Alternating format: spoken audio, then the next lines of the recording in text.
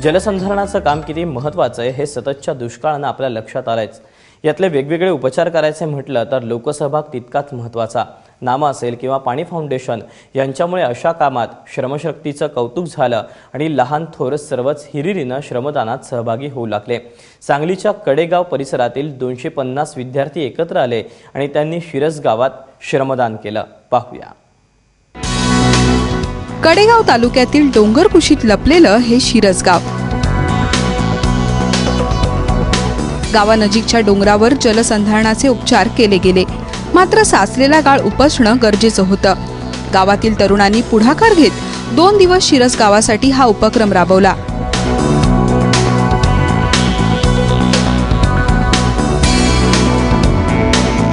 गेल्या आठवड्यात इथल्या 750 एकरावर श्रमदानाचं काम पार पडलं।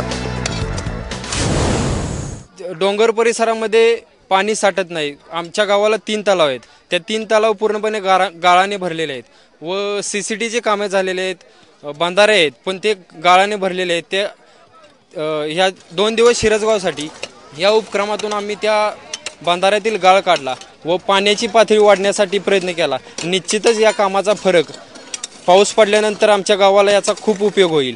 सगळ्या मुलांच्या लक्षात आलं, युवकांच्या लक्षात आलं की आपल्याला पाणी थांबवलं पाहिजे। त्यासाठी सगळ्यांनी मिळून आम्ही एक ग्रामसभा घेतली। ग्रामसभेमध्ये सगळ्यांनी निर्णय केला की आपण कष्टाने करूया, श्रमदान करूया। त्याचवेळी मुलांनी युवकांनी सांगितलं की आपण शेजारी जे कॉलेज आहेत त्या कॉलेजमधल्या विद्यार्थ्यांना आपण इथे आमंत्रित करू। त्या प्रकारे आम्हाला या ठिकाणी 4 कॉलेजची मुलं उपलब्ध झालीत।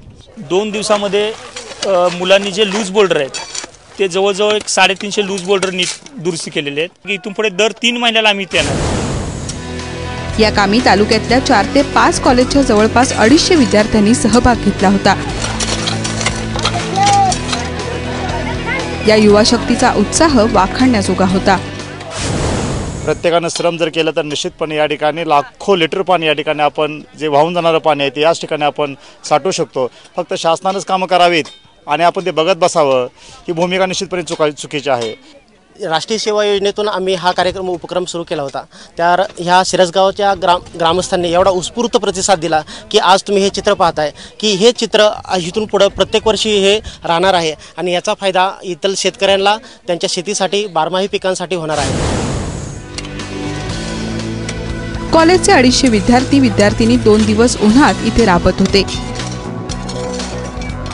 डोंगर उताराला चरी काढून आणि डोंगरातील ओघळी जागोजागी अडवण्याचं काम इथे केलं गेलं। या उपचारामुळे पावसाचं पाणी जमिनीत मुरवण्यात यश येणार आहे। या विद्यार्थ्यांसाठी हा अनोखा अनुभव ठरला।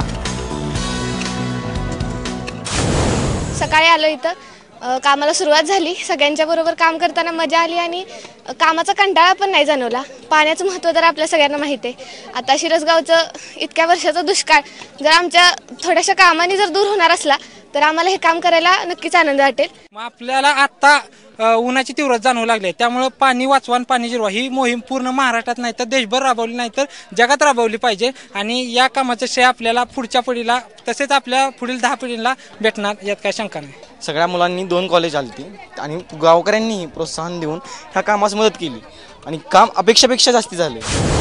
तुमच्या टीमचं अभिनंदन। 5वा बंधारा तुम्ही केलेला आहे, अभिनंदन। लोकसहभागातून आणि श्रमदानातून जलसिंचनातील आदर्श काम इथे होत आहे।